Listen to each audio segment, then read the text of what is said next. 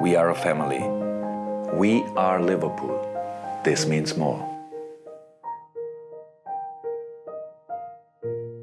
코너 브래들리. 오래전부터 리버풀의 아카데미 선수들을 알고 계셨던 분들에게는 그리 낯선 이름은 아니지만 최근 리버풀을 응원하기 시작한 분들에게 있어서는 굉장히 낯설 수밖에 없는 이름입니다. 그러면 어떠하고 저러면 어떠합니까? 추 아놀드가 미드필더로 이동할 것으로 보이는 현 시점에서 스쿼드 내 가장 중요한 역할을 맡게 되는 선수가 바로 코너 브래들리입니다. 오늘은 브래들리가 어떠한 과정을 거쳐가며 리버풀 1군에 안착하게 되었는지 성장 스토리와 브래들리가 주는 또 다른 가치에 대해 얘기해보는 시간을 가져보도록 하겠습니다. 떡잎부터 다르다. 속담에는 이런 말이 있습니다. 될성부른 나무는 떡잎부터 다르다. 자라서 크게 될 사람은 어릴 때부터 남달리 장래성이 엿보인다는 말입니다. 이 속담에 어울리는 선수가 바로 코너 브래들리입니다. 우리가 얼핏 보기엔 아카데미에서 차근차근 좋은 활약으로 올라와 지금의 선수가 되었다 보겠지만 애초에 어릴 적부터 엘리트 레벨에 있던 남다른 선수였습니다. 리버풀에 입단하기 전까지의 과정, 그의 어릴 적 스토리부터 차근차근 올라와 봅시다. 코너 브래들리의 첫 축구 코치인 린치의 이야기입니다. 코너 브래들리는 우연히 발견되었습니다. 우리는 11세 대회에 참가하려 했는데 당시 4명의 아이들이 감기에 걸려 나오지 못하게 되었습니다. 코너의 사촌은 이 팀에 속해 있었는데 계속해서 저에게 코너를 데려오라고 요청했습니다. 하지만 린치 코치는 브래들리를 데려오는 것에 있어 망설일 수밖에 없었습니다. 미니 축구 수업을 가르치면서 브래들리를 알고 있었지만 당시 11세 축구 대회에 8살의 브래들리를 데려가는 것은 굉장히 위험한 행동이기 때문이죠. 그래서 린치 코치는 여기저기 수소문을 하여 브래들리만큼은 데려가지 않으려 했으나 어쩔 수 없이 브래들리를 대회에 포함시키게 됩니다. 우리에겐 한 명의 교체 선수가 있었고 그게 바로 코너 브래들리였습니다. 그리고 첫 경기가 시작된 지 2분 만에 부상자가 발생했죠. 투입되는 브래들리에게 첫 번째로 건넨 말은 공을 받으면 패스만 해라. 선수를 따라가지 말고 도전하지마. 컨택하지마. 저는 코너가 다칠까봐 걱정을 했습니다. 그런데 그는 들어가자마자 도전적으로 달려들었습니다. 저는 이런 아이를 본 적이 없었죠. 그리고 그는 대회 MVP이자 최다 득점자가 되었습니다. 코너는 신체 사이즈가 작았지만 굉장한 경쟁력을 가지고 있었습니다. 제가 두 눈으로 보고도 믿을 수 없었습니다. 완전히 다른 수준의 아이였죠. 그 순간부터 우리는 코너 브래들리가 특별한 것을 갖고 있다는 것을 알았습니다. 어쩌면 우리가 현재 브래들리를 보는 시선과 동일하지 않나요? 와, 저 나이에 1군에서 이런 퍼포먼스를 보인다고? 네, 그것을 8살에서부터 했다 보시면 됩니다. 즉 코너 브래들리는 엄청난 재능을 갖춘 선수였다. 다시 돌아와서 이런 어린 재능을 알아본 코치들에게 있어 가장 힘든 것은 새로운 사람들에게 그의 재능을 납득시키는 것이었습니다. 재능이 너무나 뛰어나서 동나이대 선수들과 뛸 수가 없었기 때문이죠. 린치 코치는 브래들리의 활약에 힘입어 우승을 하고 난 뒤 세인트 패트릭 13세 팀 매니저에게 그를 출전시키라고 압박했습니다. 이 아이를 13세 팀에서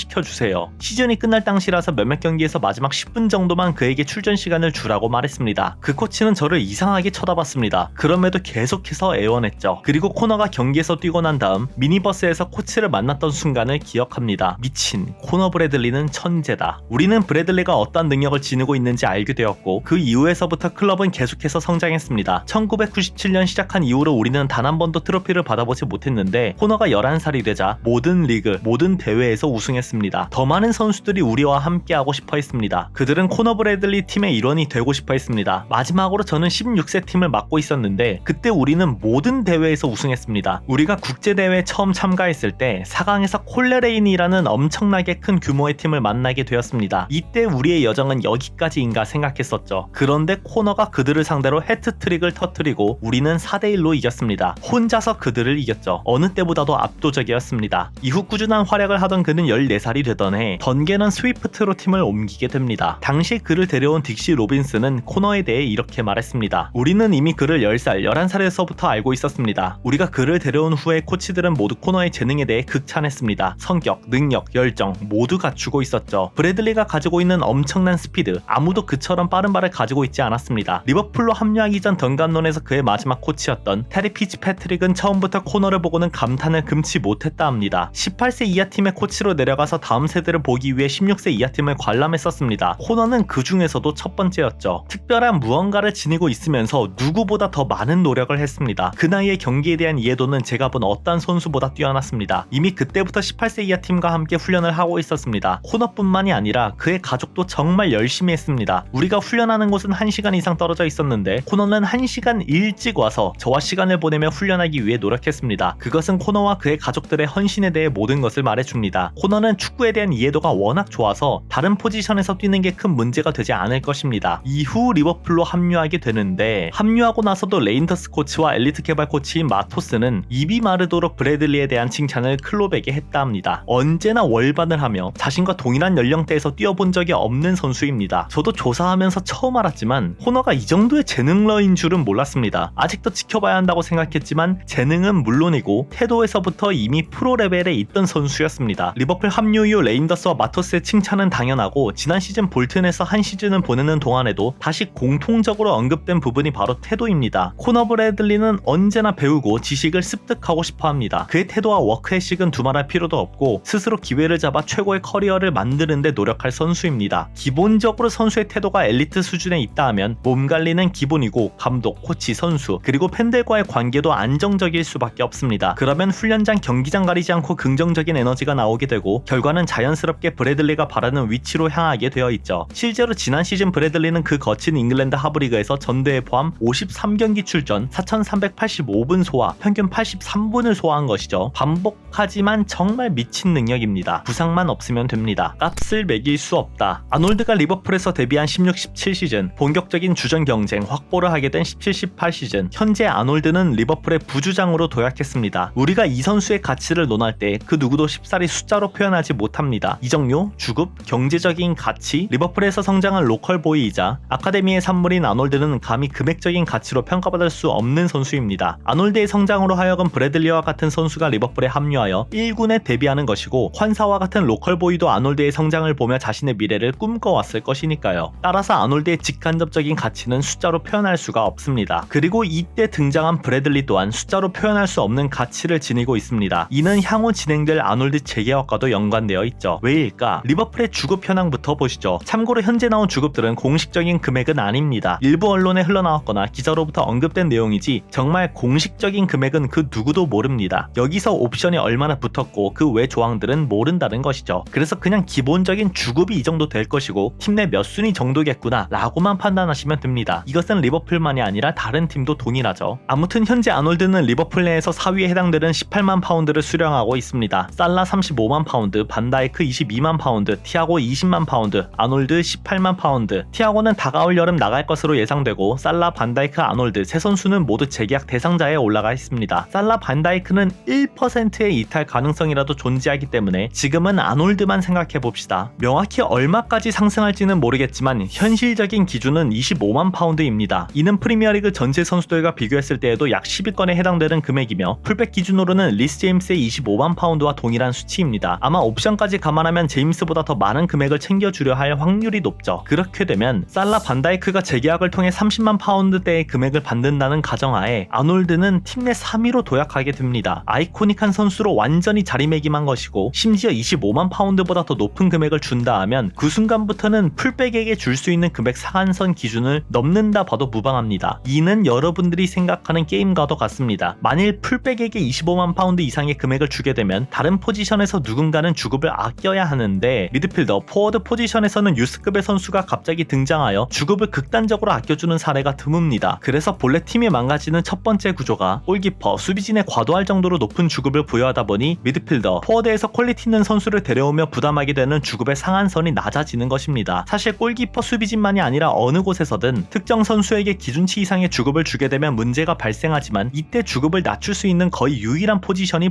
풀백입니다. 유스 선수가 콜업되어 곧바로 활약을 하기 좋은 포지션을 떠올렸을 때 센터 포워드, 윙 포워드, 미드필더, 센터백, 골키퍼, 풀백, 리그 우승에 도전하는 팀의 경우 냉정하게 말해서 포워드 쪽은 아예 불가능이며 미드필더에서는 로테이션급 정도는 꾸준히 밀어주면 가능, 센터백도 정말 빡세고 골키퍼는 불가능이라 봐야 합니다. 이제 이것을 리버풀에 대입해보죠. 주급, 금액적으로만 봤을 때 아놀드는 더 이상 풀백 포지션에서 금액적인 이점을 주지 못합니다. 한마디로 25만 파운드 이상을 받게 된다면 포지션 이동을 해주는 것이 팀에게도 훨씬 효율적이죠. 이를 예시로 들어봅시다. A 선수는 주급 25만 파운드의 리그 베스트 풀백, B 선수는 주급 5만 파운드의 1군 경쟁 중인 유망주 미드필더, C 선수는 주급 3만 파운드의 1군 경쟁 중인 유망주, C 선수는 주급 3만 파운드의 1군 경쟁 중인 유망주, D 선수는 주급 주급 27만 파운드의 리그 베스트 미드필더. 일반화할 수는 없지만 여러분들이 생각하기에 A, B 조합, C, D 조합 어느 조합이 더 좋아 보이시나요? 제 개인적으로는 C, D로 향하는 그림이 주급적으로나 팀의 운영 방향 차원에서도 정상적으로 돌아가는 것이라 볼 수 있습니다. 따라서 아놀드는 25만 파운드 이상의 금액을 받는 순간부터 미드필더로 옮기는 것이 기정사실화가 될 확률이 높고, 이때 브래들리가 우풀백 자리에 들어온다면 과거 아놀드가 등장했을 때의 효율과 동일한 흐름을 가져갈 수 있습니다. 지난 2023년 12월 재계약을 한 브래들리의 주급은 약 1만 파운드에서 약 2만 파운드로 측정되고 있습니다. 이렇게 되면 아놀드는 25만 파운드, 브래들리 약 2만 파운드, 팀의 핵심 미드필더와 핵심 풀백으로 성장하는 두 선수의 주급 총액이 대단히 안정적으로 변합니다. 아놀드를 풀백으로 분류한 현재의 주급으로 보시면 티아고 20만 파운드, 이보다 높을 수도 있습니다. 아놀드 18만 파운드, 미드필더 최고 주급자, 풀백 최고 주급자 합이 38만 파운드.